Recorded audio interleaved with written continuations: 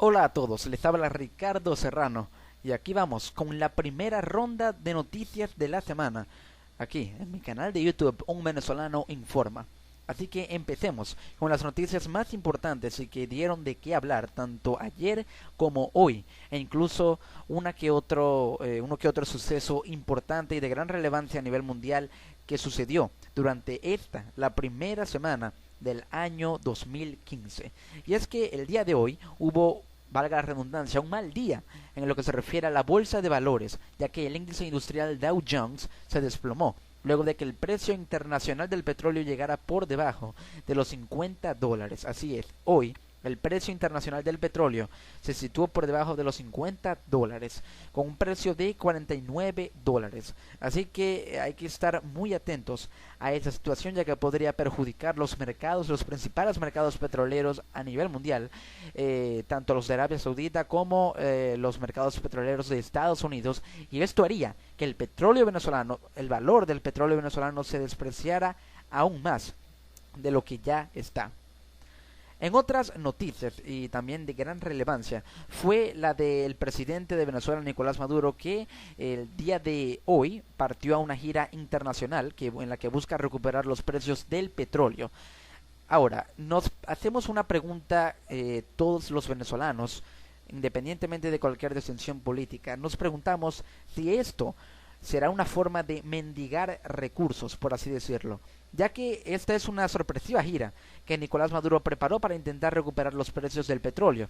Él hizo el anuncio este domingo durante una locución televisada y de hecho el mandatario dijo que se trata de una gira muy importante para enfrentar los nuevos proyectos en las circunstancias que tiene nuestra patria de merma de los ingresos producto de la caída estrepitosa de los precios del petróleo.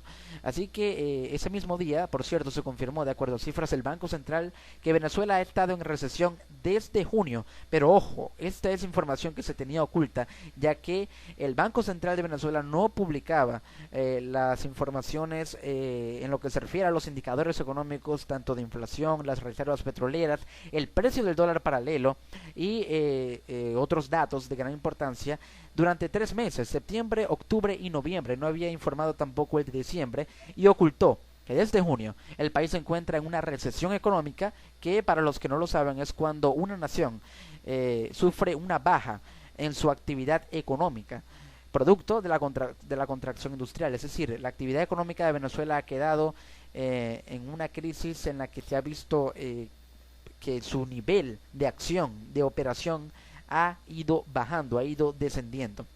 Así que esta es una estrategia de recuperación y es algo muy parecido si lo vemos desde un punto de vista muy peculiar. Es un tanto parecido a lo que Nicolás Maduro le encomendó, por así decirlo, a Rafael Ramírez en su decisión de que éste fuera a la ONU a la OPEP durante la reunión de países de exportadores de petróleo que se dio el 28 de noviembre del 2014, en la que le pidió a Rafael Ramírez que hablara con las altas autoridades, el alto mando de la OPEP, para tratar de que Arabia Saudita y Estados Unidos, pero principalmente Arabia Saudita, recortaran la producción de petróleo y así hacer que así evitar que los precios del petróleo venezolano sigan cayendo.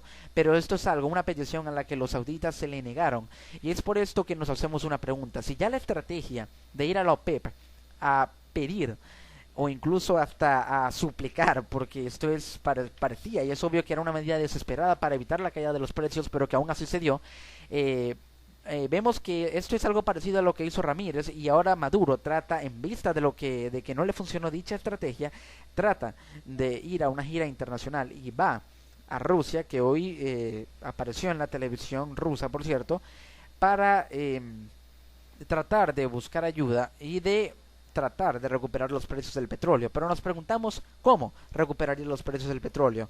Tal vez con un sistema de financiamiento por parte de Rusia, un aliado muy fuerte de Venezuela, para así aumentar la producción de petróleo y hacer convenios que permitan a las petroleras rusas y a la petrolera venezolana de tratar de intercambiar recursos y de financiarse mutuamente para sostener los mercados petroleros de ambos países. En otras noticias, de hecho, ayer fue extraoficial que el cupo viajero para Venezuela aumentaría a $5.000 y pasaría a tasas y gastos.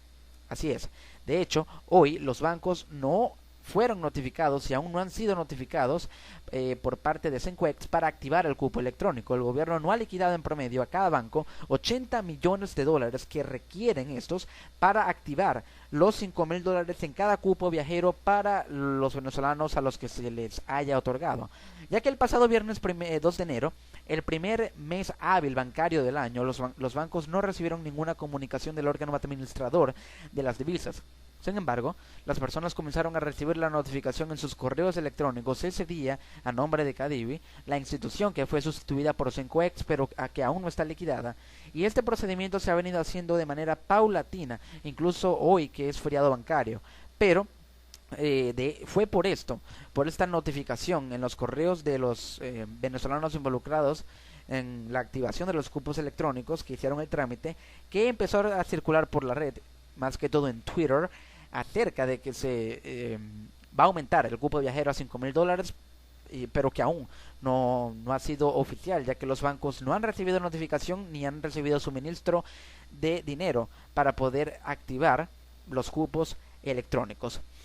En otras noticias, fuentes me informaron que los estudiantes venezolanos planean retomar las protestas antigubernamentales este 12 de febrero, que por cierto es el Día de la Juventud. Recordemos que hace un año,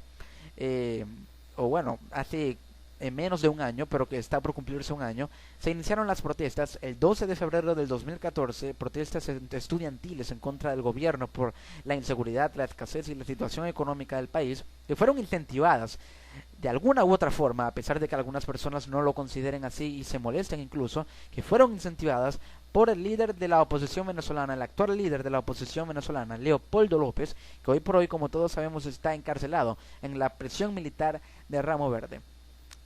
En lo que se refiere a una noticia muy importante, el día de ayer empezaron a circular los rumores de que Fidel Castro, el líder precursor de la revolución cubana y expresidente de Cuba, había muerto.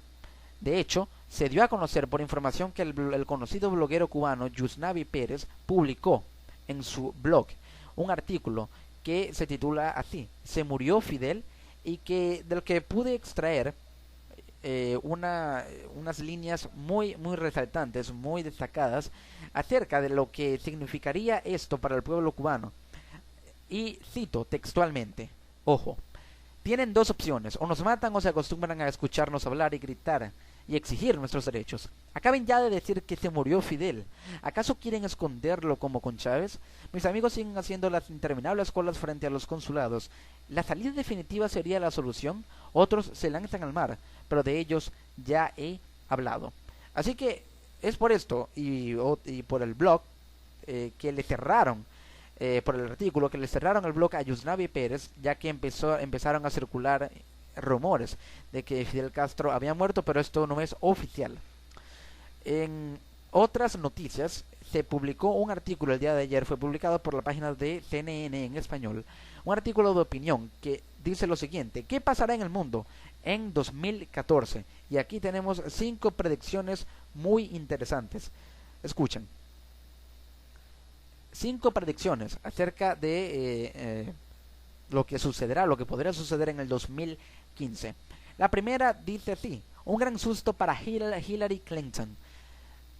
Al Gore solía bromear diciendo que solía ser el próximo presidente de los Estados Unidos. Del mismo modo, Hillary Clinton ha mantenido el título de la favorita para el 2016 durante tanto tiempo que ella y el Partido Demócrata parecen carecer peligrosamente de preparación para la aparición de un rival confiable dentro del mismo partido. Y es perfectamente concebible que un candidato primario demócrata se levante e intrigue al público. Así que podría suceder que dentro del Partido Demócrata algún candidato con carisma y con grandes propuestas sea una especie de contendiente y competencia para Hillary Clinton, pero que solamente será un susto, ya que Hillary Clinton podría quedar electa como la nueva presidenta de los Estados Unidos, la primera presidenta de los Estados Unidos.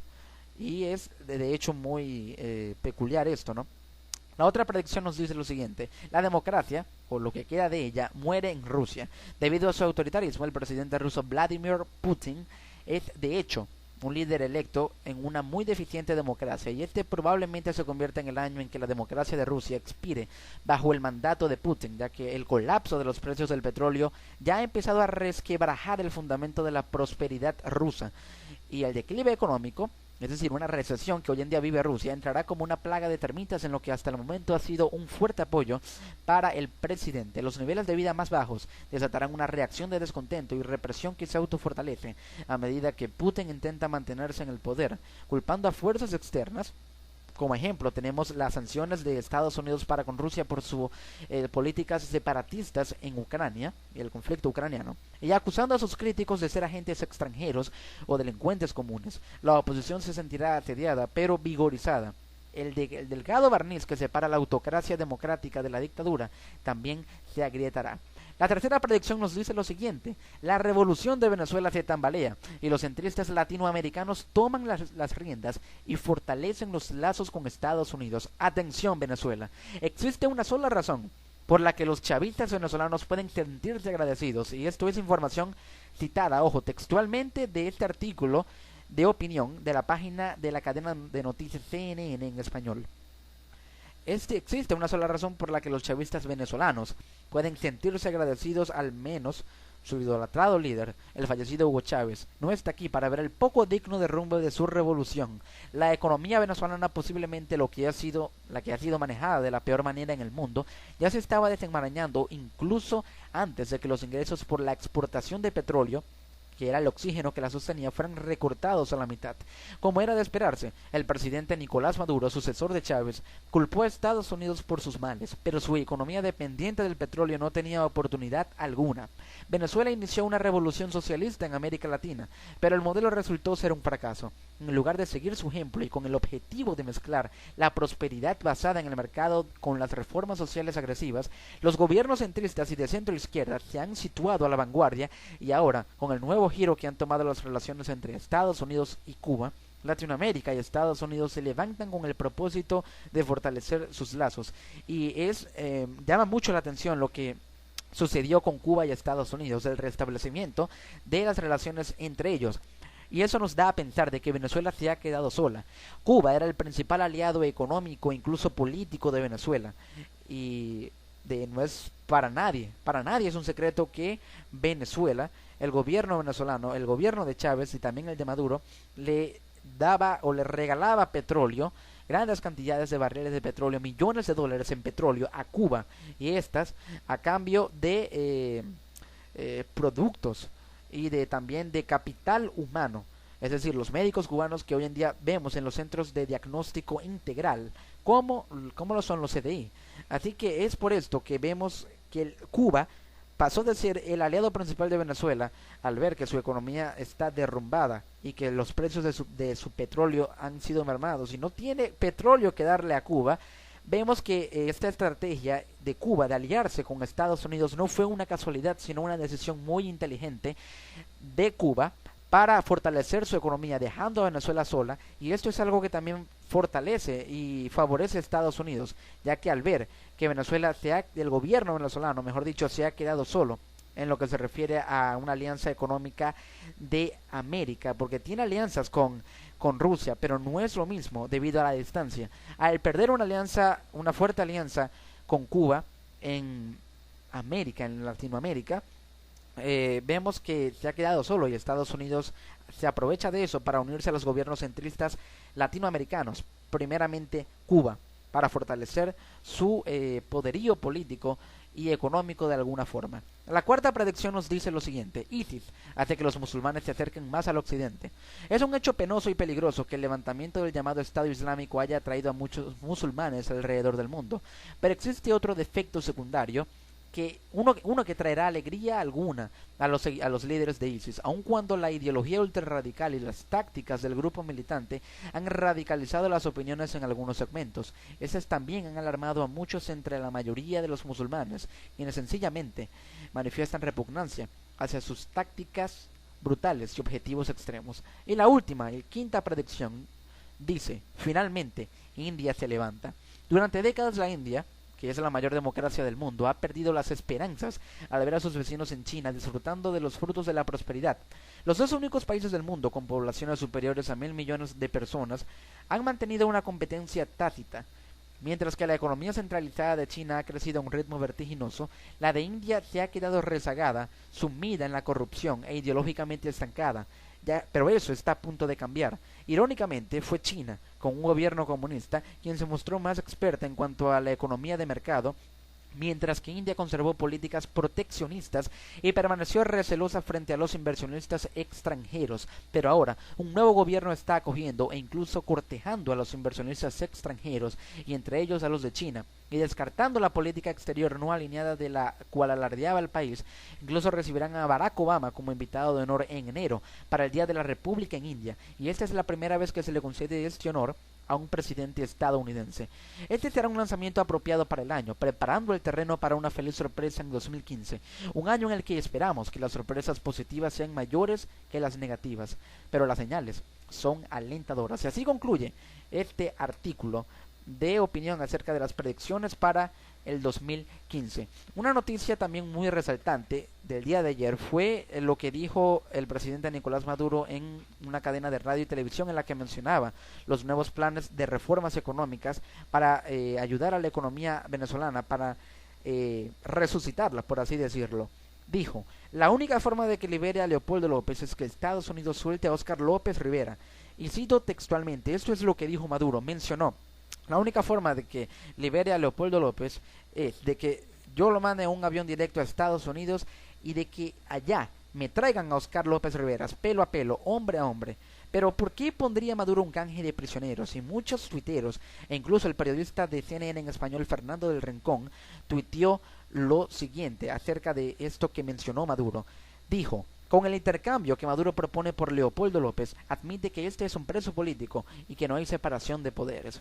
Sin comentarios, esto lo dejo a su reflexión, y las señales son más que obvias, y lo que pretende Maduro es un canje, así como el que se dio entre los prisioneros de Guantánamo y Alan Grass, el día en que se restablecieron las relaciones entre Estados Unidos y Cuba. Bueno, amigas y amigos, esto ha sido todo en esta primera ronda de noticias de la semana aquí en su canal de YouTube, Un Venezolano Informa. Detrás de la noticia, analizando y explicando qué pasa detrás de cada una de ellas. Nos encontramos en una próxima edición. Nos vemos.